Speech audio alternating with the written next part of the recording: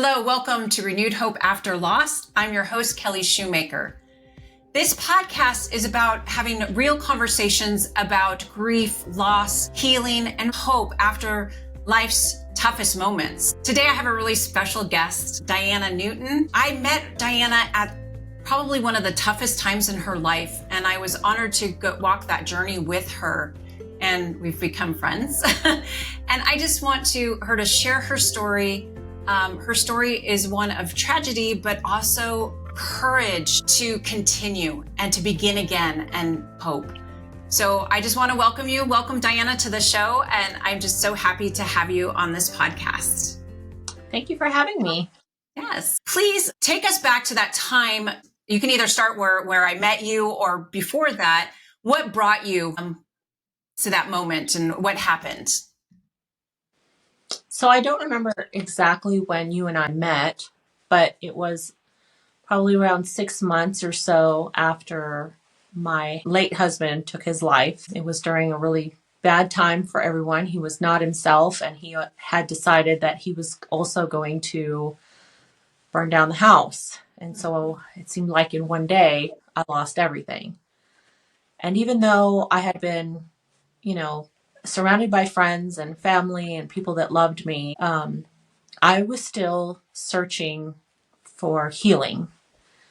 And that's when I was going to church with my mom, and she was going to the church that you attended, and I was seeking counseling. And so we connected there, and you were the one that introduced me to the grief recovery method. Take us back to the time where you found out what happened to your home and your husband. Like, what happened? So, if you don't mind. Yeah. As much as you want to share. Sure. So we had been married for 20 years, and it was a normal marriage, I would say, like anybody. We had kids, we had a mortgage, we had the typical life. I was mostly a stay-at-home mom. Once my youngest son was about 10 years old, I did start working, so I had a career. Things were better once we had like a dual income family, and it seemed like everything was fine. This particular year, 2019, was really hard. Mm-hmm. I don't know what was happening, but there was like a series of events that happened, and he had some bad health news. He was struggling with his career. He and I weren't getting along because he was taking a lot of things out on me, and it was just like a multitude of things. Our youngest son had decided to go join the Marine Corps, and so he was our last baby who left the house. So now we had no babies at home, and it was just the two of us. And it seemed like, I don't know, that was hard, my baby's gone. And then it seemed like about a month later, we had a coyote that came into our property and devastated my flock of birds that I had. And I lost all of my birds. They were in a coop, and they dug under there and just destroyed my whole flock of birds. And then about a month after that, it seemed like my cat got sick, and she went from being healthy to not eating to she passed away. A month after that, my dog that I loved, my golden retriever, he got sick. Took him to the vet. I thought maybe there was like a virus in the yard or something. They found nothing. That next night, I woke up to him seizing. He was having a severe seizure. Rushed him to an emergency vet, but he was already, it was too late. He passed away. And so it was like just like one event after another.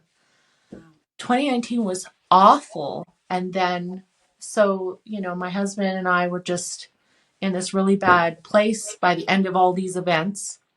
He and I were in this really bad place. And it got to the point where I didn't feel safe at home. And so I was not home when this occurred. And I think he felt like our relationship was ending, even though it wasn't. That's just where he was mentally. He was grieving a lot. He gave up, essentially, is what happened. He gave up. He didn't have hope. He felt alone. And so I was staying with a friend, and he sent me a text message telling me to let the kids know that he loved them And I thought that was really odd. And Mhm. so brother was my neighbor.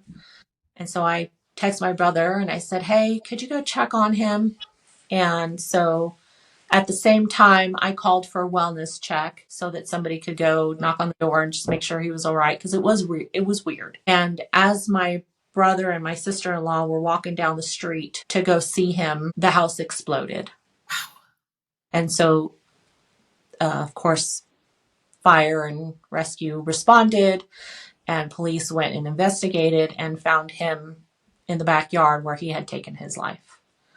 So it was, and then of course, so that if that wasn't traumatic enough, we all understand how the courts work. So now I'm finding myself in this situation where, because he took his life, insurance was being complicated for rebuilding the home and trying to reimburse me for the contents of the home because they didn't want to cover his belongings, which they considered half of the contents. It was just a nightmare of contractors, insurance, life insurance, like all the things that Mhm. happened with that. Plus, during that time, because I was working and I happened to be on a night shift, so I was trying to work. Now, that work did give me like a month off to help me recover, which was fantastic. But then it's the holidays, because this happened in October of 2019. And now I go back to work right before the holidays, and I'm barely able to be there because I'm trying to function during the day and Mhm. function at night. And it really wasn't safe for me to do that. Luckily, my employer was very generous, and so they allowed me to have more time off as I needed. So then that year ends, right? Mhm. Okay. And we all know what happens in 2020. The Right. world shut down. Right. And so life for everyone on earth changed, not to me, not to my town, on earth. Like everything changed everywhere. And so all the things that I had normally done in my past to help comfort me, soothe me, whatever you want to call it, was gone, right? Like I couldn't go to the gym anymore. We were all being quarantined, stay at home. Like if you're not an essential worker, you shouldn't leave your house. We were, shunned for like trying to go for walks in parks or on, trails, or, you could be out in the middle of the river alone on a kayak and you'd have a bullhorn yelling at you to put a mask on. Like it was Right. crazy. And so it was a very isolating time. Even though we had family and I had faith, the church was still at that time kind of complicated to be around because the churches weren't really sure what to do. They were separating people just to be able to have services and stuff. And so it was just, I don't know, it felt very lonely.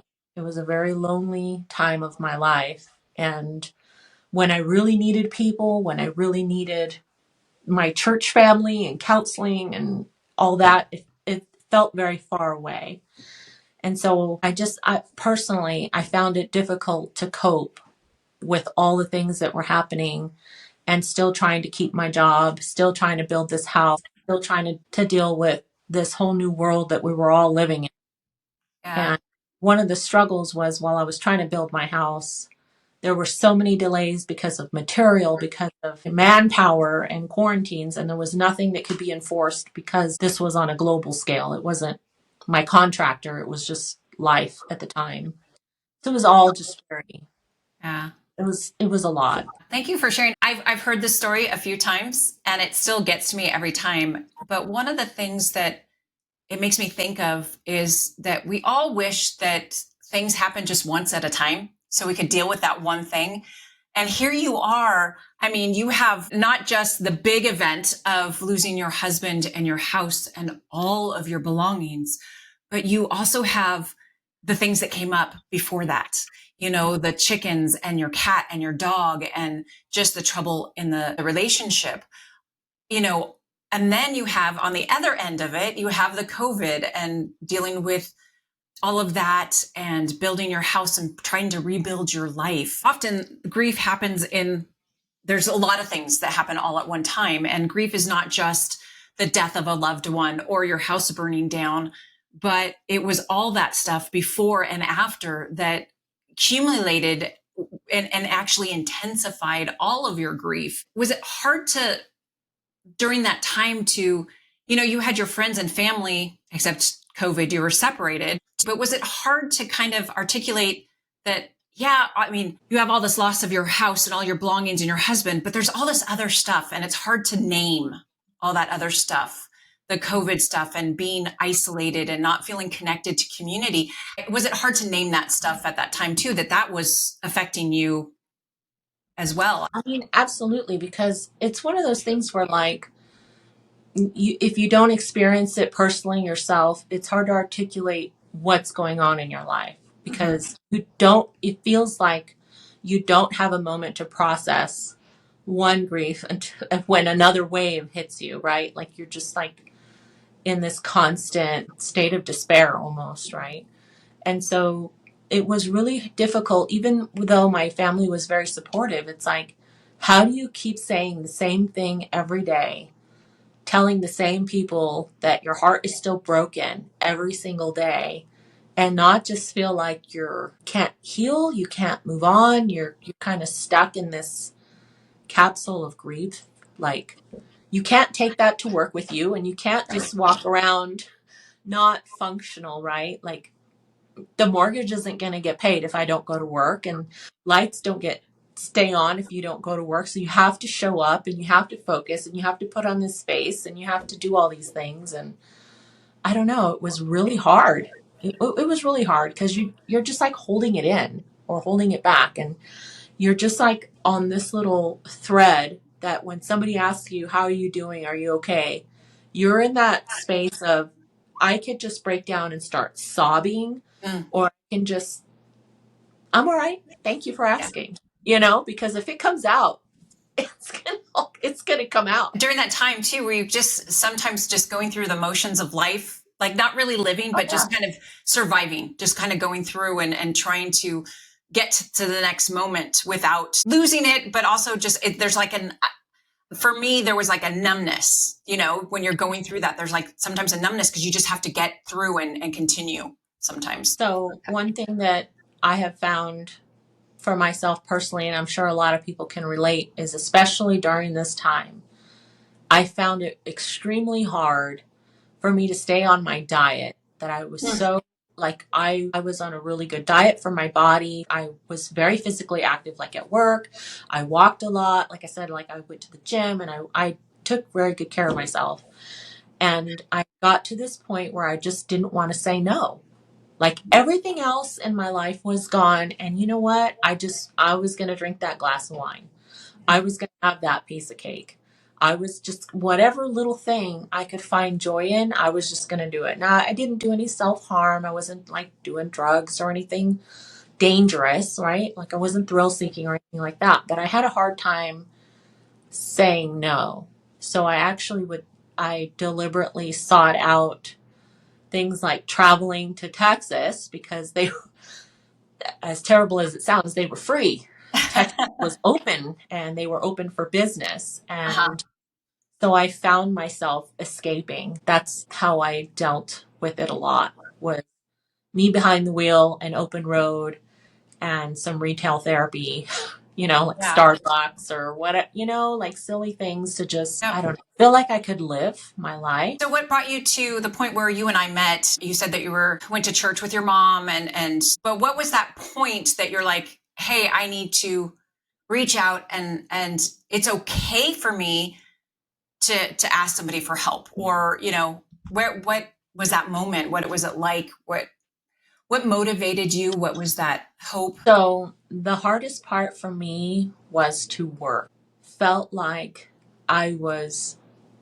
so lost. I didn't feel like I was a mom anymore. I'm not a wife anymore. I didn't know who I was anymore. And I couldn't work. I was so distracted at work, and I felt like I couldn't concentrate, and I was making a lot of rookie mistakes.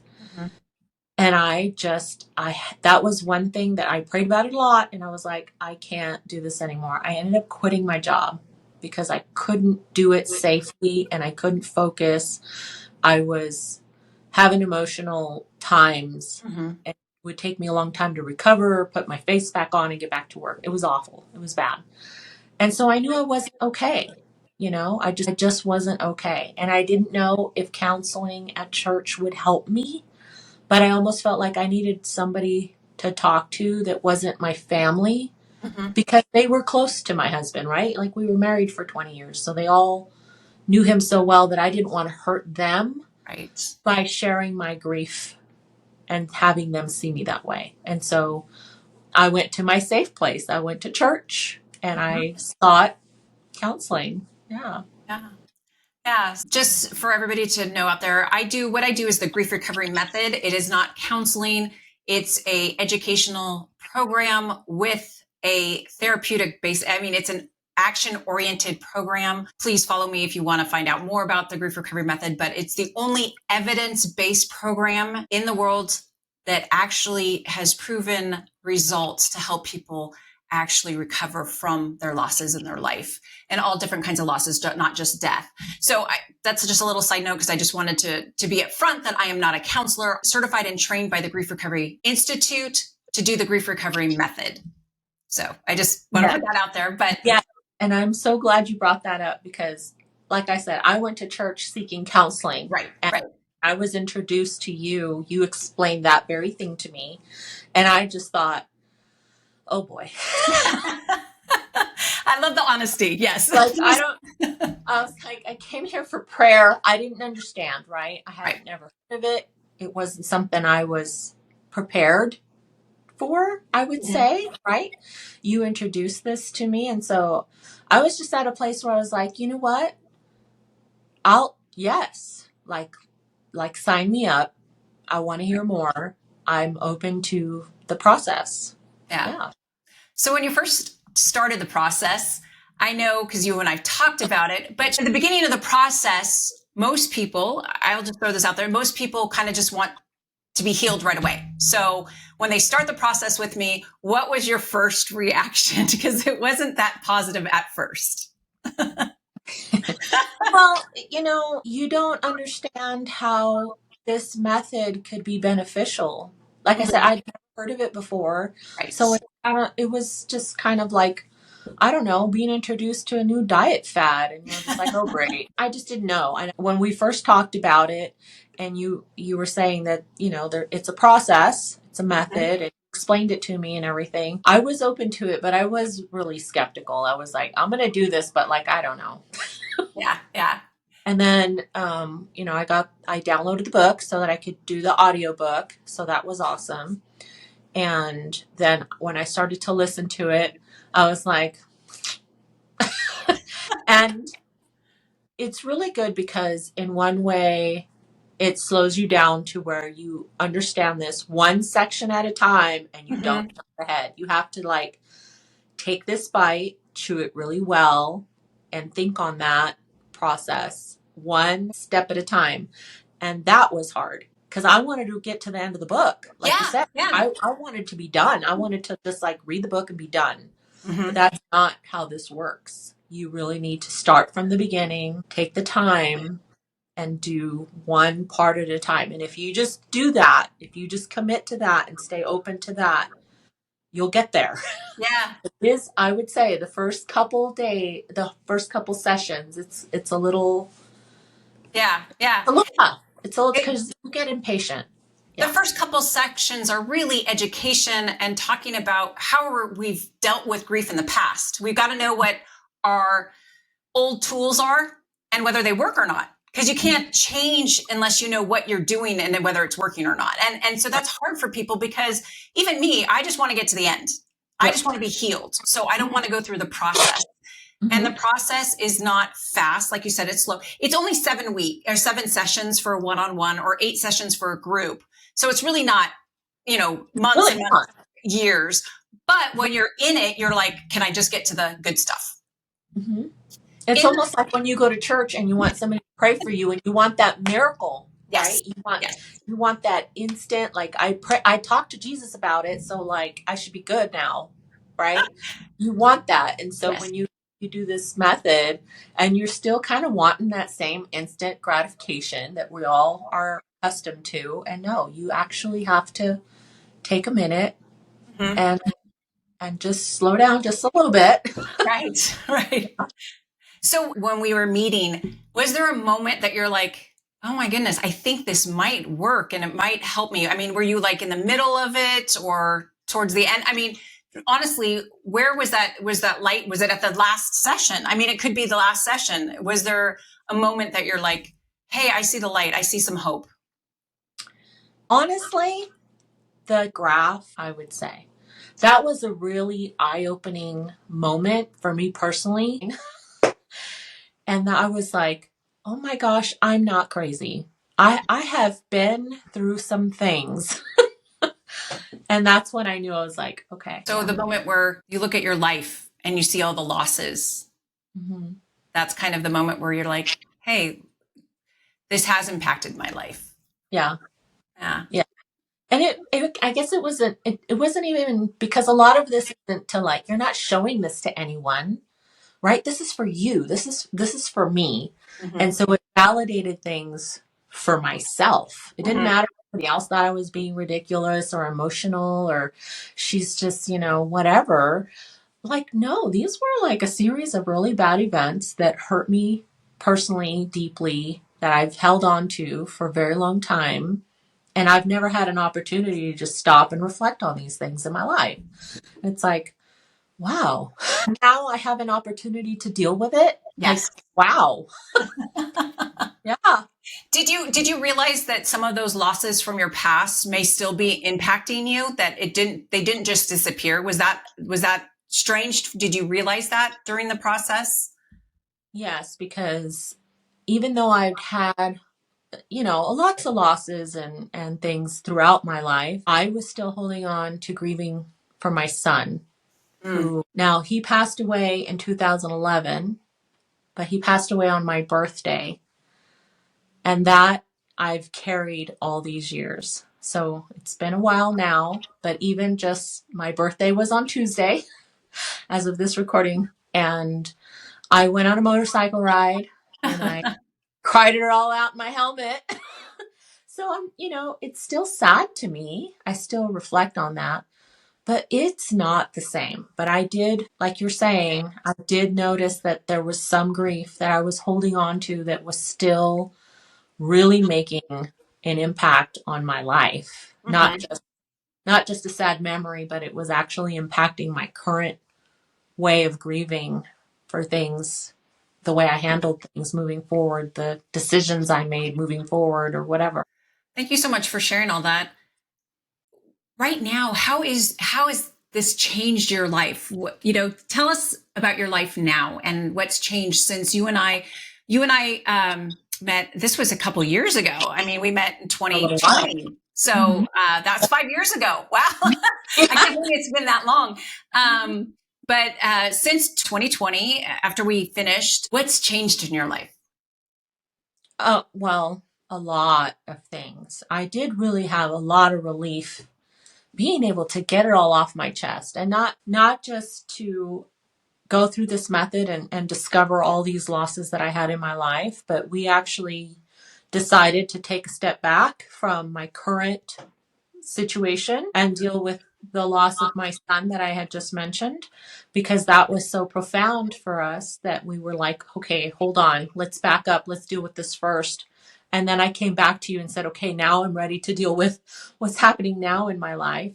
Right. And I had such, I don't know, it's such a healing thing to be completely openly honest and then heard. I had somebody who was there to hear me. And that is so hard to find. Somebody who's not just like, yeah, I know I'm so sorry. Like, you're not the only one that's lost a son. Like, that's how it feels, right? When you're grieving, you're just like, oh, well, that happens to everybody. I actually was heard. Somebody heard my pain. And that was profound for me. It was very interesting that you wouldn't think that could be such a profound change, but it made all the difference to be heard and just to get it all out, all of it, all of it. And then you have an opportunity, like if something else comes up, you just write that sucker down, like you just deal with it. And it was really good. And I was to just be like, okay, that was absolutely a very significant loss. I'm not crazy. I'm okay. Hmm. There is hope. I'm still alive. I still have purpose and I can still move forward. It wasn't like an overnight thing. It was something that I still chewed on. But as I moved forward with my life, I was very aware now. And I was able to make good choices for myself. And I found love again. And I've remarried. Yay. I've just celebrated my 1 year anniversary with my new husband in Yay. April. And I moved away. Now I live in the beautiful state of Oregon, which I had never been to before. So it's been like, God's like, okay, you're all healed up. I'm going to put you over here. You have stuff to do over here now. So it's been really good. It's Yeah. been really good. And it's given me a lot of tools for like when, of course, if something comes up, for one, I'm going to come to you because even though you do have the tools to do this alone, I would highly recommend that you don't. You can, but I would definitely say call Kelli.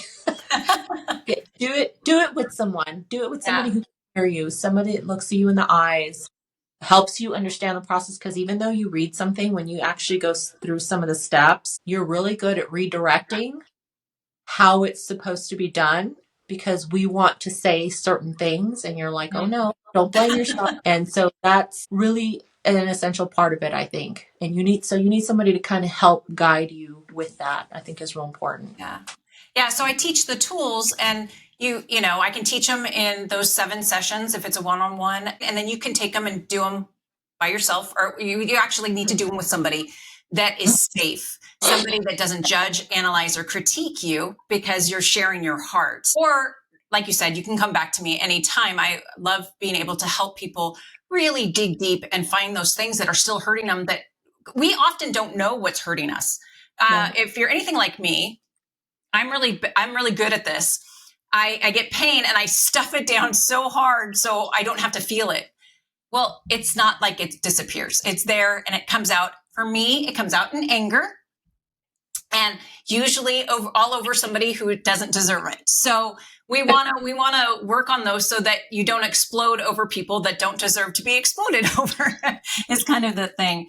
But I'm so excited for you and congratulations on the 1 year anniversary of your wedding. And I have just seen an amazing transformation in your life. And I'm so honored to have walked with you through that. And I'm getting teary because it was so amazing to see the difference of who you were, because of the tragedy in 2019 and 2020, and who you are today is completely different. I love seeing how there's just hope. There's just excitement. And even when something happens that's not great in your life, that's a tragedy or sadness, you know what you can do with it, that you don't have to stay there in that pain. And I am just so honored to know you and actually be your friend because you're so great. But is there anything you want to leave with anyone out there that's just like nothing can heal this pain, or there's people that believe that you can't get over the loss of a loved one or the death or pain. Is there anything you'd like to share, last words or anything to share with them? Sure. So, speaking as a Christian, I would say there is no shame in grief. Jesus wept. We all feel grief. It's very real. Grief is a terrible thing. Don't feel like you can't reach out and get help because there is genuine people who are out there like Kelli who can absolutely walk you through this and validate your feelings. And a lot of times it just feels like we're in this desperate place without hope. And even though we're Christian, we love the Lord, we trust in Him, a loss like of a child or a loved one or it's just any other tragic thing that was just near and dear to your heart that you could be carrying around. There's no reason to feel shame about that. Like someone might have lost a precious pet, but that was their pet. That was like their only source of joy and love and comfort.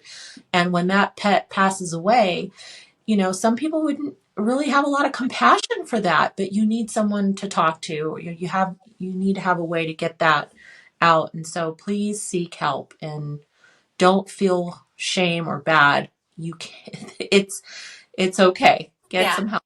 Talk to Yeah. somebody. Grief is normal and natural, but for some reason we don't treat it as normal and natural. And sometimes, like you said, we treat it as you need to hide it. It's shameful. You need to hide it. Just smile and you'll be Mhm. fine. Right. And that doesn't work. And so thank you so much for your words. I just really appreciate you sharing your heart and your story, because it was a tough time. It was. And I thank you for being there for me. That was all the Lord's timing. I know it. Yeah. So if you're out there and you're hearing this podcast and your heart is heavy, and like Diana said, and we talked about, it doesn't have to be just the death of a loved one. There's a loss of anything, a pet. Chronic illness is a big one on my heart because of my daughter and me having it. Traumatic brain injuries, what I had. There's different losses that bring grief in our lives. And if you're heavy with it, you don't need to be alone with it. You just need to find somebody that you can share your heart and discover those things that you haven't said, that you haven't been heard, and somebody that's safe, that doesn't critique or judge you for just what's on your heart. There's some free resources. It's at Renewed Hope griefrecovery.com. If you are trying to help a friend or a loved one that's grieving, I have a free mini book on how to help somebody. Or if you don't know if something in your life from your past you were grieving, I also have a checklist that you can answer to see if maybe possibly what's going on is some unresolved grief that you have, maybe that was a long time ago. So I'm here to help you. We've got some free resources. If you have any questions, please let me know. There's stuff on my website or just below. Thank you so much for joining us. I can't wait to see you again next time. This is Renewed Hope After Loss. Thank you so much.